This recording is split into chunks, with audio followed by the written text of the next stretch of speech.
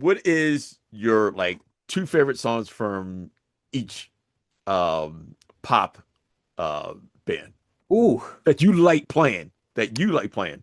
ah, I love playing the song called "What the Fuck Do I Know" with Miley, Yeah.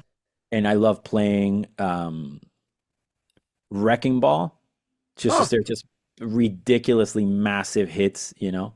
Yeah. With the Jonas Brothers, I love playing a song called "Hold On," which is just kind of like this hopeful, like teenage angst song about, and the girls would, all the fans would just sing and just almost pass out.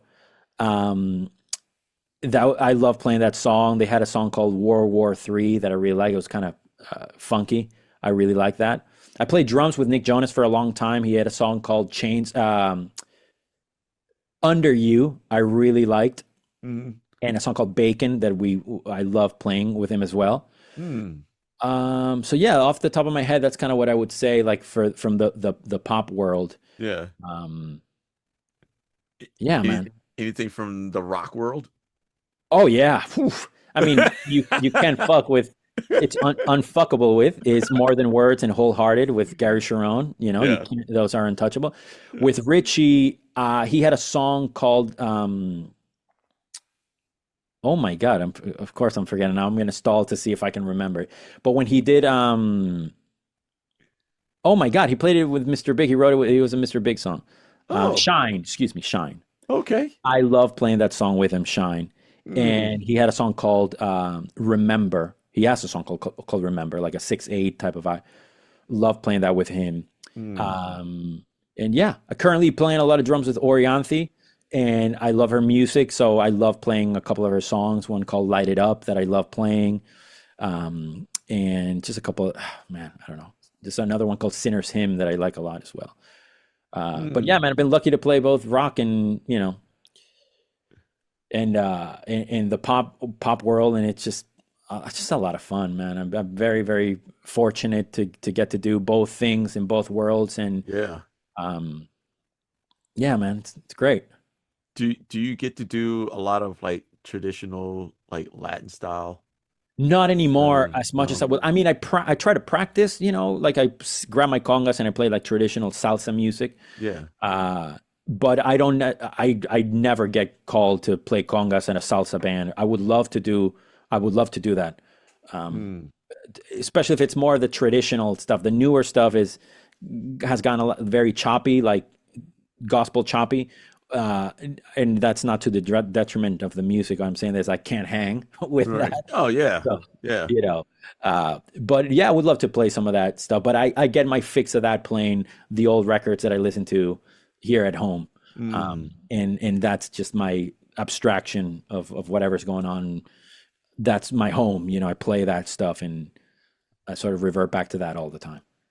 Can I ask you? This is totally off the cuff, but I just wanted to ask. Say, do you feel like percussion has changed as well compared to like even drumming?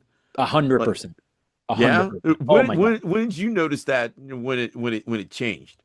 Social media, Instagram, the idea of how the collective mind of musicians at some point felt that it was okay to use a song as a backing track for chops. Yeah. Because a lot of people would criticize gospel chops, let's just say, or gospel Yeah. chops drummers, right? Hmm. Most of the stuff that you heard and when it originated, there was never vocals. It was a click or an instrumental or a fusion track, and you could do whatever you wanted. They Yeah. never played over a vocalist or anything like that, because if they did that at church, Fred Hammond would have a problem, and all these people would have. So I, there, I think gospel chops gets a little bad rap from things as if they did. It's the people that interpreted gospel chops wrongly that Mm. started playing it on top of every song and the singers of every genre. So Mhm. it has happened where you have timbal players doing, back in the day, if you listen to a salsa record, maybe you heard seven timbal fills. Bang, brrrrang. That's it. Yeah.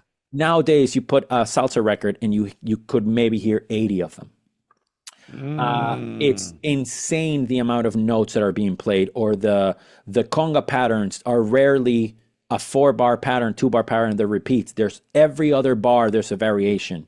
Mhm. And there are people that do it more musically than others, obviously, where it sounds more cohesive and stuff, but it has changed everything. Latin drumming, conga playing, bongo playing, timbal playing, the technique has gone through the roof. There's more access to what the greats did, and people can slow things down and, figure out exactly what it is. And, there's the other aspect of it is the validation of people that, you and I know this, and everybody knows this that listens to this. You open Instagram and you see a person just completely vomiting musically over a track.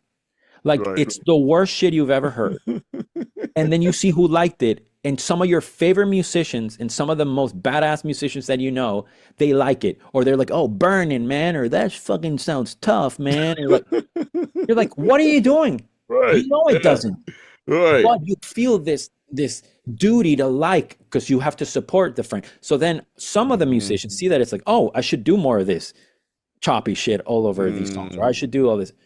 Yeah. So there's this perpetual thing of like, Oh, who likes the post and who posts in the thing, and it's like, it can get weird, but percussion for sure yeah. has changed. And maybe that always existed, but now more people have more voices and they're being heard more, and they become a little more viral. And it's like, oh, this is what has to do. In percussion, for instance, one thing that has been morphed is the idea of multi-percussion. So what a lot of people don't know, you have the drummer, and usually in salsa, for example, you have congas, bongos, timbales. They make up the battery of the salsa thing. Yeah. Because of money, because of bands not being able to pay X, Y, or Z, and also because of the development of techniques from musicians and them getting better, they have been able to amalgamate and play both congas and timbales at the same time, or congas, or this combination of. So they play, the congas almost sound like a conga player, and the right hand, when they're playing timbales, they almost sound as good as a timbal player. And then they play a bunch of stuff that is not pop percussion. Oh. It's a difference between being able to hang with a piano player, a bassist in a traditional salsa setting, but you can play and you sound like the conga player, the bongo player, and the timbal player all at once through amazing technique. There are many people that do that. But also you have pop percussion where you have the same instruments, but you don't play them as if you had a conga player, a percussionist playing tambourine, and then another guy playing timbales. They're completely different functions. It's like, imagine somebody that was playing a violin, but they had all these pedals to make, it sound like an orchestra versus just playing the violin or something like that. It might be the worst analogy ever. Sorry. But that has changed a lot. So there's this idea where you think percussionists have to play as much of the conga pattern, every note as possible, as much as what the timbal player would be playing, as much as what the bongo player would play, all at the same time. But that does not equal musicality. Even if you are playing the right parts at the right time, because you're playing with one hand, something's going to go through that filter and you're going to overplay, or something's going to be compromised and a note's not going to be that efficient, or you don't do the right variation that is emblematic to that one song. Why? Because you're playing the guiro on one hand and the other thing, and then you can't do it because it's, this is swung triplets and you're doing this other thing. So that has changed a lot. And that's where you revert to go back full circle. Yeah. It's what is my niche? What am I doing? Well, I don't do that. Or also you look at yourself in the mirror and you say, why am I not doing it? Is it because it's hard? Is it because I know how hard I would need to work as far as time? And I have a wife and I have a house and I have this thing. Like, how much time am I willing to invest? And then because of what? Like, is it to say like, chick, oh, I can do that. That's awesome. Does the gig require it? Maybe. Does it not? Then don't do it. It's like, yeah, we can learn. Of course, any and every drummer should listen to Nefertiti by Miles or whatever. And Mm. I don't even know if it should be Miles. Oh my God, I'm just blanking right now. Sorry. Kind of Blue. I should say Kind of Blue by Miles because I know it is by Miles. Everybody should listen to that record. Yeah. Should you practice it and play it identical to the recording? That would bring a million benefits to your drumming. Unquestionably, in any genre, you would be a better musician if you learned that record. Yes. But if you get a call tonight to learn, come out and play, and you've got to learn all this shit, that is not conducive to your playing. You should have heard Everything Sucks by the Descendants, and that's the shit that you should have practiced. Yeah. Right? Yeah. So you have to, at some point when you're a musician, if this is what you do for a living, you have to, fuck, man, I know there's a lot of stuff, but I need to focus on what I think would be best for me. And also know that there's maybe not Kind of Blue, but work on So What one day only. You don't have to get too deep in the idiom of this starting at a certain age with a certain set of responsibilities and priorities in your life, you know? It's like skateboarding. At some point you're like, dude, I got to stop. I'm going to break my back. I got to break my ankle. It was fun while it lasted. Now I have to focus on what I need to focus on, you know, longboarding or pickleball like me because my knees hurt. I like pickleball. That's great. Pickleball is great. Yeah. Hey, did you know that we have a website, Talk Music Podcast with Will Dorsey Jr.? We got all kinds of stuff on there, man. Check it out. Got some cool swag on there, like a sweatshirt or a hoodie or a coffee mug. Check out the gear. Hope you like it and support Talk Music Podcast with Will Dorsey Jr. Thanks. Today's episode is brought to you by our sponsor, 𝐸_RECORD Studio, the new way musicians rehearse, record, and share their 𝐸_RECORD sessions on social media. Visit ERS on 𝐸_RECORDstudio.com. Download this amazing app on Google and Apple Apps stores. Visit us on www.talkmusicpodcast.com. Subscribe to our YouTube channel. Download our podcast on Apple, Google, Amazon, and Spotify.